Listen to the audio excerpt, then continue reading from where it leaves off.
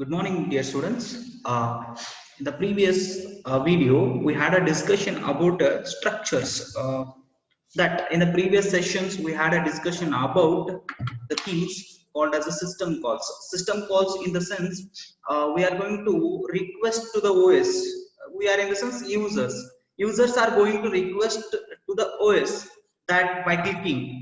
Click ಮಾಡೋ ಮುಖಾಂತರ ಅಥವಾ ಸ್ಪೀಚ್ ಅನ್ನ ಕೊಡೋ ಮುಖಾಂತರ ಟೆಕ್ಸ್ಟ್ ಅನ್ನ ಎಂಟರ್ ಮಾಡೋ ಮುಖಾಂತರ ನಾವೇನ್ ಮಾಡ್ತೀವಿ ಇನ್ಪುಟ್ ಅನ್ನ ಕೊಡ್ತೀವಿ that input is going to be to the operating system. How that is going to be understood by the operating system there ಅಥವಾ ನಮ್ಗೆ ಆಪರೇಟಿಂಗ್ ಸಿಸ್ಟಮ್ ಇಂದ ಬಂದಂತ ಕೆಲವೊಂದು ಫೆಸಿಲಿಟೀಸ್ ಅನ್ನಾಗ್ಲಿ ಅಥವಾ ಕೆಲವೊಂದು ಕೆಲಸಗಳನ್ನಾಗ್ಲಿ ಯಾರು ನಮ್ಮ ಹತ್ರ ನಮಗ್ ತಂದು ಮುಟ್ಟಿಸ್ತಾರ ಅಥವಾ OS ಗೆ ಯಾರು ಹೇಳ್ತಾರ ಅಂದಾಗ that comes to the system call here. ಏನ್ ಮಾಡ್ತಾವೆ system calls? What the system calls are going to do?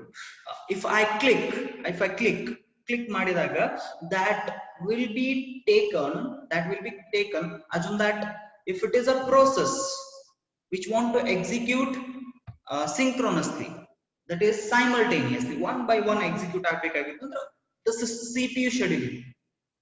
The CPU scheduling system call will invoke. See, this process should work for 2 minutes, this process should work for 2 minutes. The CPU scheduling system call will be invoked. By clicking, I want to create a file. The file management, what I need to do? Create. By clicking, I'm going to request OS. Now the click ಮುಖಾಂತರ ಏನ್ ಮಾಡ್ತೀನಿ ಅಂತಂದ್ರೆ OS ಗೆ ಏನ್ ಮಾಡ್ತೀನಿ ಕೊಡ್ತೀನಿ. ಈಗ ನೀವು ಮಾಡ್ತೀರಿ ರೈಟ್ ಕ್ಲಿಕ್ ನ್ಯೂ ಫೈಲ್ ಅಥವಾ ನ್ಯೂ ಫೋಲ್ಡರ್ ಅಂತ ಮಾಡ್ತೀರಿ, ಕರೆಕ್ಟ್ ಅದನ್ನ? ಆ ನ್ಯೂ ಅನ್ನ ಪ್ರೆಸ್ ಮಾಡಿದಾಗ ಏನಾಗ್ತದ? ಆ ಸಿಸ್ಟಮ್ ಕಾಲ್ ವಿಲ್ ಇನ್ವೋಕ್. ಒಂದು ಸಿಸ್ಟಮ್ ಫಂಕ್ಷನ್ ಸಿಸ್ಟಮ್ ಕಾಲ್ ಇನ್ವೋಕ್ ಆಗ್ತದೆ. ಓಕೆ, ಫೋಲ್ಡರ್ ಅಂತ ಕ್ಲಿಕ್ ಮಾಡಿದಾಗ ಕ್ರಿಯೇಟಿಂಗ್ ಅ ಫೋಲ್ಡರ್ ಅಂತ ಒಂದು ಸಿಸ್ಟಮ್ ಕಾಲ್ ಅದ, ಅದು ಇನ್ವೋಕ್ ಆಗ್ತದ. that will give the okay user want to create OS ನೋಡು ಯೂಸರ್ ನಿಮಗೆ ಏನ್ ಮಾಡಬೇಕಾಗಿದೆ? ಒಂದು ಫೋಲ್ಡರ್ ನ ಕ್ರಿಯೇಟ್ ಮಾಡಿ ಕೊಡಬೇಕಾಗಿದೆ ಯೂಸರ್ ಗೆ. ಯಾರು ಹೇಳ್ತಾರ ಅದನ್ನ? Create a folder system called create a file ಅನ್ನೋ ಸಿಸ್ಟಮ್ ಕಾಲ್ ಹೇಳ್ತು. This is all we had a discussion in the previous session.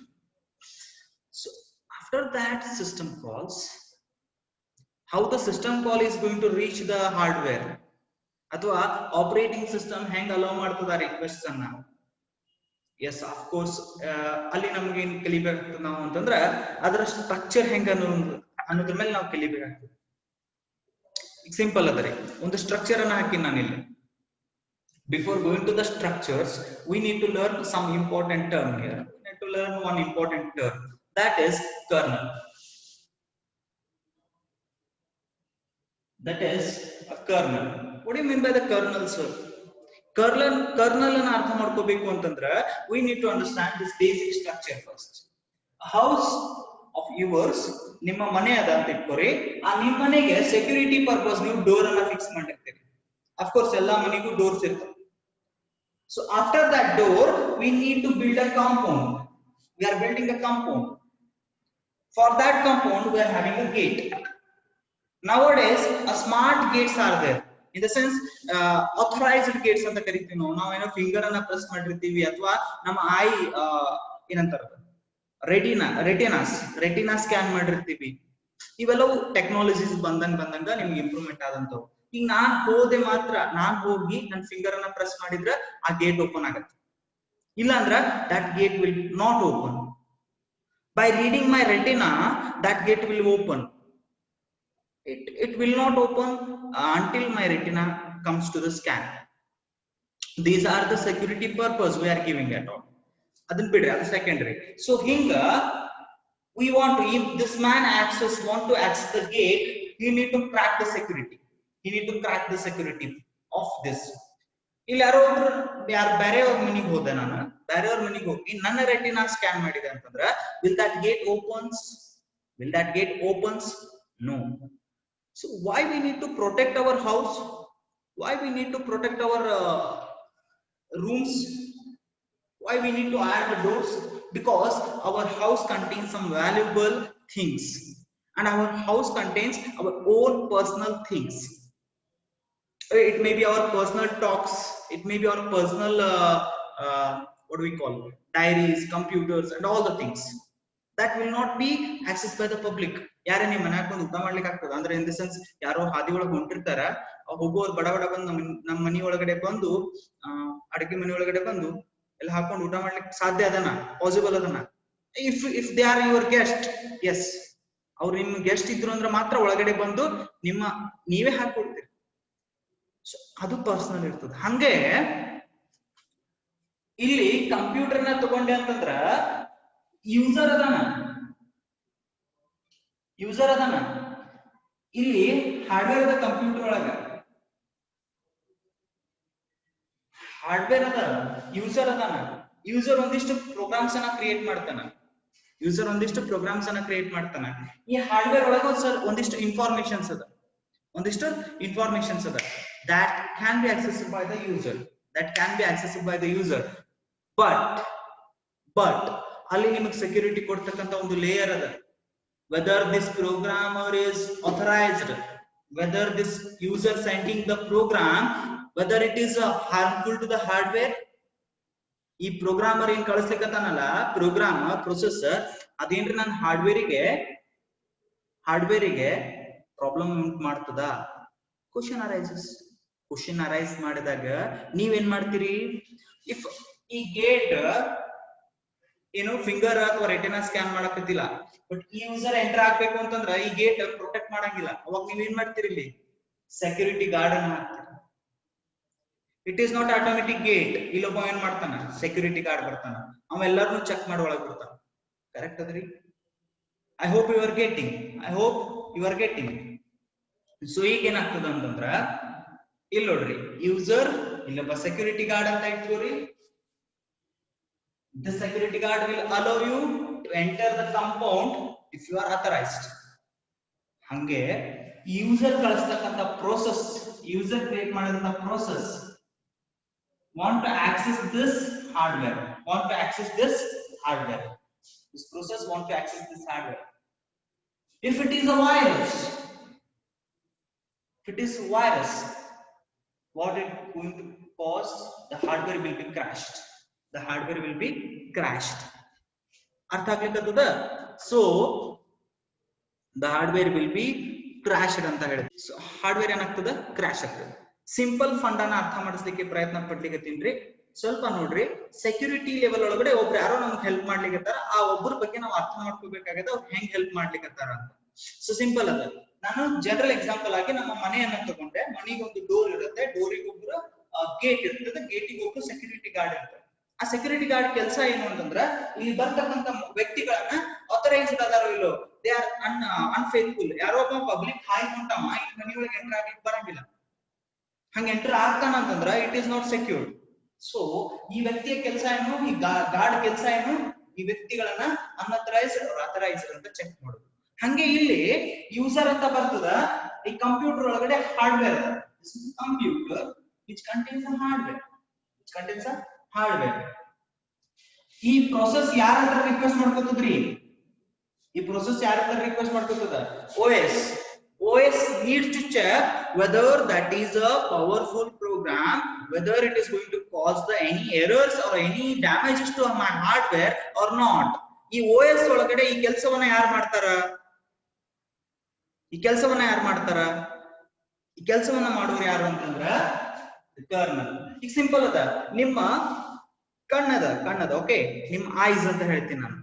ಆ ಐಸ್ ಒಳಗಡೆ ನಿಮ್ ಬೆಳಕ್ ಹೋದಾಗ ನೀವು ಓಪನ್ ಆಗಿ, ಈಗ ನಂಗೆ ನಾರ್ಮಲ್ ಬೆಳಕದ, ಕಣ್ಣಿಗೆ ನಾರ್ಮಲ್ ಬೆಳಕದ, ನಾರ್ಮಲ್ ವೈಟ್ನರ್ ಅದ. ಬಟ್ ಇದನ್ನೇ ನಾವು ಈಗ ಲೈಟ್ ಸೂರ್ಯಾಗ ನೋಡಿದ್ವಿ ಅಂತಂದ್ರೆ ಇಮಿಡಿಯೇಟ್ ಕಣ್ ಮುಚ್ತಾವ. ಯಾಕ? It is harmful to my retina. Who is going to manage that one? Your brain. See, the light capacity is increasing to your eyes. ನನಗೊಂದು ಇನ್ಕ್ರೀಸಿಂಗ್ ಲೈಟ್ ಕೆಪಾಸಿಟಿ ಇರ್ತದೆ ಕಣ್ಣಿಗೆ, ಅದು ಇನ್ಕ್ರೀಸ್ ಆದ ತಕ್ಷಣ ಪಟ್ಟನೆ ಕಣ್ಣು ಮುಚ್ತೀನಿ. ಈ ಫ್ರಾಕ್ಷನ್ ಆಫ್ ಸೆಕೆಂಡ್ ಒಳಗಡೆ ಈ ಕಣ್ ರೆಂಪೆಗಳೇನದಾವ ನಾನು, that will be protecting my eyes. Yes, ಯಾವಾಗ ನಿಮ್ unauthorised persons or unauthorised things access ಆಗ್ಲಿಕ್ಕತ್ತಾವ, ನಿಂಗೊಂದು ಪ್ರೊಟೆಕ್ಷನ್ ಸಿಗತ್ತೆ. ಯಾರು ಹೇಳಿಕತ್ತಾರ ಅದನ್ನ? ಬ್ರೈನ್. ಆ ಬ್ರೈನ್ ಒಳಗಡೆ ಒಂದು ಪಾರ್ಟ್ ಇರ್ತದೆ, ಆ ಪಾರ್ಟ್ ಯಾವುದು? ದಟ್ ಇಸ್ ನಾಟ್ ಅವರ್ ಇದು. ಇಲ್ಲಿ ಓ ಎಸ್ ಒಳಗಡೆ ಒಂದು ಪಾರ್ಟ್ ಇರ್ತೈತಿ. ಈ ಹಾರ್ಡ್ವೇರ್ ಸರಿ ಈ ಯೂಸರ್ ಏನ್ ಕಳ್ಸಾನಲ್ಲ, that is not suitable for the hardware ಅಪ್ಪಿ. ಯಾರು ಹೇಳ್ತಾರ ಅದನ್ನ? ಓ ಎಸ್ ಹೇಳ್ತತಿ. ನೀ ಏನ್ ತಗೊಂಡ್ಬಂದಿಯಲ್ಲಪ್ಪ, that is not a valid thing here. It causes the error, or it is suitable, it is perfect, it is not perfect. Decision makings ಆಗ್ತಾವ. Secure ಮಾಡ್ಲಿಕ್ಕೆ ಹಾರ್ಡ್ವೇರ್ ಅನ್ನ, ಆ ಲೇಯರ್ ನಾವೇನಂತ ಕರಿತೀವಿ? ಕರ್ನಲ್ ಅಂತ ಕರಿತೀವಿ. ಓ ಎಸ್ ಅನ್ನ ಎರಡು ಮೋಡ್ ಆಗಿ ನೋಡ್ತೀವಿ ಅಂತ ಹೇಳಿದ್ದೆ ನಾನು. ಯೂಸರ್ ಮೋಡ್, ಇನ್ನೊಂದು ಕರ್ನಲ್ ಮೋಡ್. ಇಲ್ಲ ಅದ ನೋಡ್ರಿ, ಯೂಸರ್ ಕಡೆ ಅಂತ ಪ್ರೊಸೆಸ್ ಇಸ್ಕೊಂತು, ಓ ಎಸ್ ಪ್ರೊಸೆಸ್ ಇಸ್ಕೊಂತು. ಈಗ ಇದನ್ನ ಹಾರ್ಡ್ವೇರ್ ಆಕ್ಸೆಸ್ ಕೊಡ್ಬೇಕಲ್ಲ, ಹಾರ್ಡ್ವೇರ್ ಆಕ್ಸೆಸ್ ಕೊಡ್ಬೇಕಲ್ಲ, ಅವಾಗ ಇಲ್ಲಿ ಇರ್ತಕ್ಕಂಥ ಕರ್ನಲ್ ಏನ್ ಮಾಡ್ತದೆ ಅಂದ್ರೆ whether it is perfect or not, whether it causes any damage, whether it is a virus or a process, ಎಲ್ಲವನ್ನ ಥಿಂಕ್ ಮಾಡಿ that going to give the access or permission. I hope kernel is clear. I hope all are clear with the kernel. So ಇಲ್ಲಿ kernel ಅನ್ನ ಯಾಕೆ discuss ಮಾಡಿದ್ರಿ sir? ಇಲ್ಲಿ kernel ಅನ್ನ ಯಾಕೆ discuss ಮಾಡಿದ್ರಿ ಅಂತಂದ್ರ ಹೇಳ್ತೀನಿ. ಇಲ್ಲಿ ಕರ್ನಲ್ ಅನ್ನ ಡಿಸ್ಕಸ್ ಮಾಡ್ಲಿಕ್ಕೆ ಒಂದು ಉದ್ದೇಶ. The structure of operating system, the next topic we need to learn, in the sense we need to know about a structure of operating system. Before going to the structure of operating system, we are going to understand what is a structure first. What is a structure? ಇಲ್ಲಿ ನೋಡ್ರಿ, here house is there, ಒಂದು house ಅದ, house ಆದ್ಮೇಲೆ compound ಅದ. Can you imagine? It is a house and it is a compound. There are two layers. One is house, another one is compound. Can you able to do that? Understand that one? So ಇಲ್ಲಿ ಏನಾಗ್ತದೆ ಅಂತಂದ್ರೆ, what comes here? There are two layers. One is outer layer, another one is inner layer. It is having a well defined structure. ನಿಮ್ಗೆ ಅರ್ಥ ಆಗ್ಬಿಡ್ತದ ನೋಡಿದ ತಕ್ಷಣ, ಇದು compound, ಇದು gate, ಇದು ಡೋರ್, ಇದು ಮನಿ. ಸೊ ಈಗ ನಿಮಗ ಕೆಲವೊಂದು ವಸ್ತುಗಳನ್ನ ನೋಡಿದಾಗ, this is a watch. How you are going to tell this is a watch? This contains a belt, this contains a pins which are showing the time. Already ನಿಮ್ಗೆ ಗೊತ್ತಿರ್ತದ. So hange everything is containing a structure. This is a duster. It is having its own structure. Okay. So hinge ಯಾವುದೇ ಒಂದು ವಸ್ತುವನ್ನು ತಗೊಂಡಾಗ structure ಇರ್ತದೆ, ಅದಕ್ಕೆ ಅದರದೇ ಆದ structure ಇರ್ತದೆ. ಹಂಗೆ ಆಪರೇಟಿಂಗ್ ಸಿಸ್ಟಮ್ ನಲ್ಲಿ ಕೂಡ ಸ್ಟ್ರಕ್ಚರ್ಸ್ ಬರ್ತವೆ. Simple structure, monolithic structure and layered structure. Simple, monolithic, layered. Important topic, important question. What is a kernel? Important question. What is a user mode and kernel mode? Important questions. Okay, I hope you all are clear with this one. Can we discuss the structure of operating systems?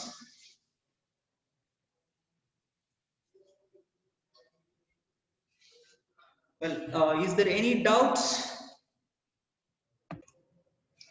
Well, the next is operating system structures. ನಾವೇನ್ ಅರ್ಥ ಮಾಡ್ಕೋಬೇಕಾಗಿದೆ ಅಂದ್ರೆ, ಈಗ operating system ಅನ್ನ structure ಅರ್ಥ ಮಾಡ್ಕೋಬೇಕಾಗಿದೆ. Inner structure, operating system ಹೆಂಗಿರ್ತದ, ಅದ್ರ structures ಏನೇನಾಗಿ device ಮಾಡ್ಕೊಂಡ. So first ಏನ್ ಮಾಡಿದ್ರು ಅಂತಂದ್ರೆ, MS-DOS ಅಥವಾ ಈಗ ಫಸ್ಟ್ ಇನಿಷಿಯಲ್ ಆಪರೇಟಿಂಗ್ ಸಿಸ್ಟಮ್ಸ್ ಅನ್ನ ಕಂಡುಹಿಡಿದ್ರು. MS-DOS, ಮೈಕ್ರೋಸಾಫ್ಟ್ ದೊಡ್ಡದು ಡಾಸ್ ಫಸ್ಟ್ ಬಂದಿದ್ದು ಡಾಸ್, ಆಮೇಲೆ ವಿಂಡೋಸ್ ಬರ್ತೈತಿ, ವಿಂಡೋಸ್ ವರ್ಷನ್ಸ್ ಬರ್ತಾವ. ಸೊ ಡಾಸ್ ಬಂದಾಗ ಅದ್ರ ಸ್ಟ್ರಕ್ಚರ್ ಹೆಂಗಿತ್ತು? Simple structure. ಅದರದೇ ಒಂದು ಎಕ್ಸಾಂಪಲ್ ತಗೊಂಡಾಗ ಸಿಂಪಲ್ ಸ್ಟ್ರಕ್ಚರ್ ಆಗ್ತದೆ. ಮೊದಲು ಏನ್ ಮಾಡಿದ್ರು ಅಂತಂದ್ರ, MS-DOS ದವ್ರು ಏನ್ ಮಾಡಿದ್ರು ಅಂತಂದ್ರ, ಒಂದು ಆಪರೇಟಿಂಗ್ ಸಿಸ್ಟಮ್ ಅನ್ನ ಕಂಡು ಹಿಡಿದ್ರು ಅವರಿಗೋಸ್ಕರ, ಅವರ ಪರ್ಸನಲ್ ಯೂಸ್ಗೋಸ್ಕರ. That is their use. ಒಂದು ಟೀಮ್ ಅಥವಾ ಕೆಲವೊಂದಷ್ಟು ವ್ಯಕ್ತಿಗಳು ಏನ್ ಮಾಡಿದ್ರು ಅಂದ್ರೆ, ಒಂದು ಆಪರೇಟಿಂಗ್ ಸಿಸ್ಟಮ್ ಅನ್ನ ಕಂಡು ಹಿಡ್ಕೊಂಡ್ರು. That is a personal use ಸಲುವಾಗಿ, ಅವ್ರ ಕೆಲಸದ ಸಲುವಾಗಿ. ಬಟ್ ಏನಾಯ್ತು ಅಂತಂದ್ರೆ, we are very much eager to take that operating system. ನಮ್ಗೆ ಏನಾಗತ್ತಿತ್ತು ಅಂತಂದ್ರ, ಪಬ್ಲಿಕ್ ಗೆ ಈಗ ನಾನು ಒಂದೇನೋ ನನಗೋಸ್ಕರ ಜೂಮ್ ಆಪ್ ಅನ್ನ ಕಂಡು ಹಿಡ್ಕೊಂಡಿನಿ, ಬಟ್ ಅದು ಯಾವಾಗ ಹೆಲ್ಪ್ ಆಯ್ತು ನನಗೆ in the section of Covid. ಇದೆಲ್ಲವೂ ಒಂದು IT ಕಂಪನೀಸ್ಗೆ ಇದ್ದಂತಹ ಒಂದು ಅಪ್ಲಿಕೇಶನ್ಸ್. ಬಟ್ ಇದು ಸ್ಟಡಿಗೂ ಬಂತು. ಯಾಕೆ ಬಂತು? ನಮ್ಗೆ ಗೊತ್ತಿತ್ತಾ? ನಮ್ಗೆ ಕೆಲವೊಂದಷ್ಟು ಜನ ಗೊತ್ತೇ ಇದ್ದಿಲ್ಲ. What is a zoom, what is a cloud, what is a Google meet, ಇವೆಲ್ಲ ನಾವು ತಲೆ ಕೆಡಿಸ್ಕೊಂಡಿದ್ದಿಲ್ಲ. ಯಾಕಂದ್ರೆ ನಮ್ಗೆ ರಿಕ್ವೈರ್ಮೆಂಟ್ ಇದ್ದಿಲ್ಲ. ಯಾವಾಗ ನಮಗೆ ರಿಕ್ವೈರ್ಮೆಂಟ್ ಬರ್ತತಿ ಅವಾಗ ನಾವು ಅದ್ರ ಬಗ್ಗೆ ತಲೆ ಕೆಡಿಸ್ಕೊಳ್ಳೋಕೆ ಸ್ಟಾರ್ಟ್ ಮಾಡ್ತೀವಿ. ಸೊ ನಮಗೋಸ್ಕರ ಒಂದಷ್ಟು ಆಪರೇಟಿಂಗ್ ಸಿಸ್ಟಮ್ ಅನ್ನ ಕಂಡು ಹಿಡ್ಕೊಂಡ್ರು ಯಾರು? MS DOS. ಅವಾಗ ಏನಾಗ್ಲಿಕ್ಕತ್ತು ಅಂದ್ರ ಮಷೀನ್ ಮತ್ತು ಮನುಷ್ಯನ ನಡುವೆ ಕಮ್ಯುನಿಕೇಶನ್ ಮಾಡ್ಬೇಕು ಅಂತಂದ್ರ 0s and 1s ಒಳಗು ಮತ್ತೊಂದು ಯಾವ್ದೋ ಒಂದು ಆಪರೇಟಿಂಗ್ ಸಿಸ್ಟಮ್ ಮತ್ತು ಲಿನಕ್ಸ್ ಏನೋ ಒಂದು ಯೂಸ್ ಮಾಡ್ತಿದ್ರು. ಬಟ್ ಆ ಆಪರೇಟಿಂಗ್ ಸಿಸ್ಟಮ್ ಗಿಂತ ಈ ಆಪರೇಟಿಂಗ್ ಸಿಸ್ಟಮ್ ಈಸಿ ಆಯ್ತು. ಗೊತ್ತಾಗೆ ಆಗ್ತದೆ. ನಾವು ಕಂಡು ಹಿಡಿದಿದ್ದು ಕೆಲವೊಂದ್ ಕಡೆ ಯೂಸ್ ಹಾಕೋತ ಸ್ಪ್ರೆಡ್ ಆಗತ್ತೆ. ಹಂಗ MS DOS ಸ್ಪ್ರೆಡ್ ಆಗ್ಲಿಕ್ಕೆ ಸ್ಟಾರ್ಟ್ ಮಾಡ್ತೀವಿ. ಸೊ ಗೊತ್ತಿದ್ದಿದ್ದಿಲ್ಲ ಇದು ಜನರಿಗೆ ಯೂಸ್ ಆಗ್ತದ, ಓನ್ಲಿ ನನಗಷ್ಟೇ ಯೂಸ್ ಆಗ್ತದ ನಾವು ಕಂಡು ಹಿಡ್ಕೊಂಡಿದ್ವಿ. ಬಟ್ ಅದೇನಾಗ್ಲಿಕ್ಕತ್ತು, ಜನರಿಗೂ ಸ್ಪ್ರೆಡ್, ಪಬ್ಲಿಕ್ಗೂ ಸ್ಪ್ರೆಡ್ ಆಗ್ಲಿಕ್ಕತ್ತು. ಸೊ ಅದ್ರ ಸ್ಟ್ರಕ್ಚರ್ ಹೆಂಗಿತ್ತು? MS DOS ಸ್ಟ್ರಕ್ಚರ್ ಹೆಂಗಿತ್ತು? ಅವ್ರು ಹೆಂಗ್ ಡಿಸೈನ್ ಮಾಡ್ಕೊಂಡಿದ್ರು ಅದ್ರ ಸ್ಟ್ರಕ್ಚರ್ ಹೆಂಗಿತ್ತು, ಅದ್ರ ಡಿಸ್ಅಡ್ವಾಂಟೇಜ್ ಏನು, ಈ ಪಾಯಿಂಟ್ಸ್ ನಾವು ಕಲಿಬೇಕು. ಸೊ MS DOS ಒಂದು ಸಿಂಪಲ್ ಸ್ಟ್ರಕ್ಚರ್ ಅನ್ನ ತಗೊಂಡಾಗ ನಾವೇನ್ ಮಾಡ್ತೀವಿ, ಒಂದು application program that may be your applications. ನೀವು ಯೂಸ್ ಮಾಡ್ತಿರಲ್ಲ ಜೂಮ್ ಆಗ್ಲಿ, ಇನ್ನೊಂದಾಗ್ಲಿ, ಮತ್ತೊಂದು ಯಾವುದೇ ಆಗಲಿ. ಓಕೆ, ಅಪ್ಲಿಕೇಶನ್ ಪ್ರೋಗ್ರಾಮ್ ಫಸ್ಟ್ ಏನಿರ್ತದ? Application programs. Next resident programmes.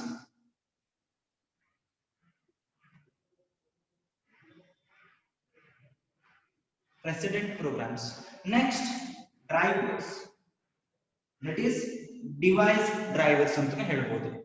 Last hardware or BIOS. ನೋಡ್ರಿ, ಲಕ್ಷ ಕೊಡ್ರಿ, ಸ್ವಲ್ಪ ಲಕ್ಷ ಇರ್ಲಿಲ್ಲ. ಸಿಂಪಲ್ ಸ್ಟ್ರಕ್ಚರ್ ಅನ್ನ ಕಲಿಯಾಕತ್ತೀವಿ.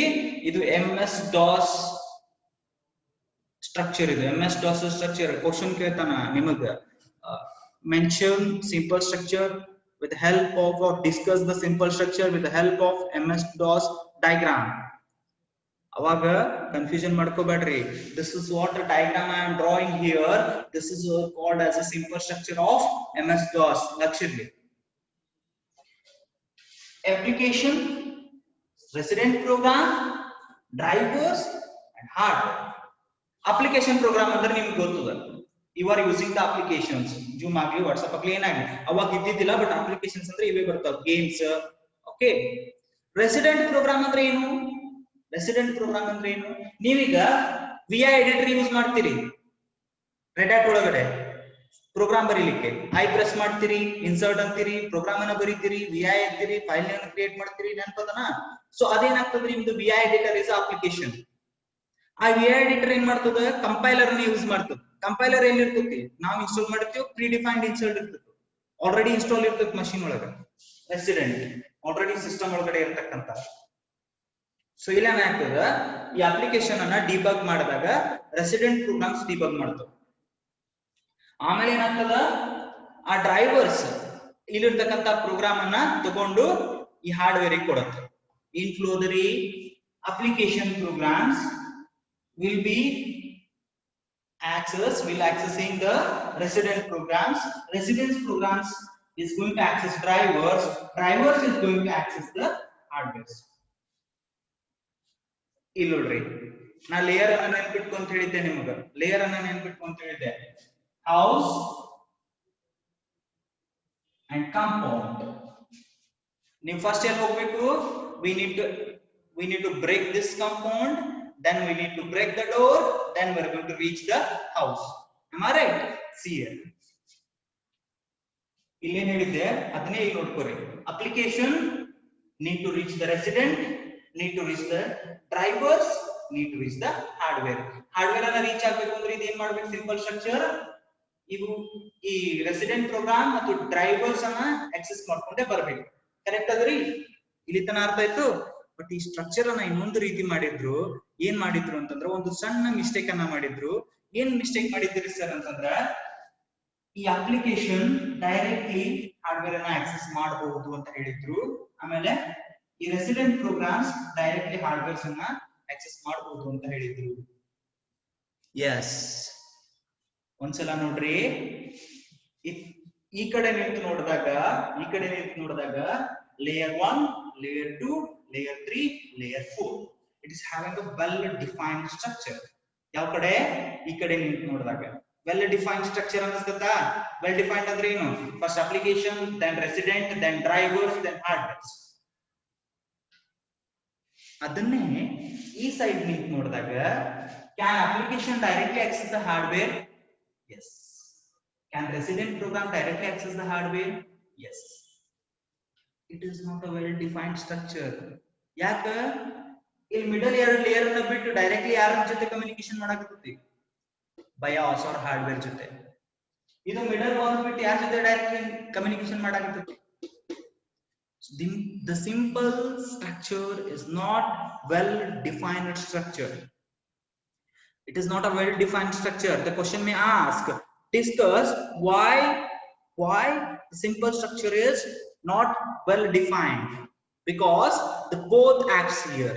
It acts as a layer structure, it acts as a monolithic structure. That is not well defined structure. ಎರಡು ರೀತಿಯಾಗಿ act ಆಗ್ತದೆ ಇದು. ಸೊ ಅದಕ್ಕೆ ಏನಂತ ಕರಿತೀವಿ ನಾವು, it is not secured as much as. It is not secured. ಯಾಕ ನೋಡ್ರಿ, ನಿಮ್ಮ ಅಪ್ಲಿಕೇಶನ್ ಪ್ರೋಗ್ರಾಮ್ ಡೈರೆಕ್ಟ್ಲಿ ಹಾರ್ಡ್ವೇರ್ ಅನ್ನ ಆಕ್ಸೆಸ್ ಮಾಡ್ಲಿಕ್ಕೆ ನಡ್ಬರ್ಕ್ ಯಾರು ಅದ್ರ ಕೇರ್ ಮಾಡಕತ್ತಿಲ್ಲ. ಇದು ಹೆಂಗ್ ಗೊತ್ತಾ? ಈಗ ನೀವು ಡೈರೆಕ್ಟ್ಲಿ ಬಂದು ನೀವೇನ್ ಮಾಡ್ತೀರಿ ಅಂತಂದ್ರ PM ಆಫೀಸ್ ಒಳಗೆ ಹೋಗ್ಬಿಡ್ತೀರಿ. ನಿಮ್ಗೆ ಸೆಕ್ಯೂರಿಟಿ ಚೆಕ್ ಇಲ್ಲ, ಇಮಿಗ್ರೇಷನ್ ಚೆಕ್ ಇಲ್ಲ, ಏನೂ ಚೆಕ್ ಮಾಡಂಗಿಲ್ಲ, ಸೀದಾ ಎಲ್ಲ ಹೋಗ್ಬಿಡ್ತೀರಿ ನೀವು. ಇಬ್ರು ವ್ಯಕ್ತಿಗಳದಾರ ಅಂತ ಇಟ್ಕೋರಿ.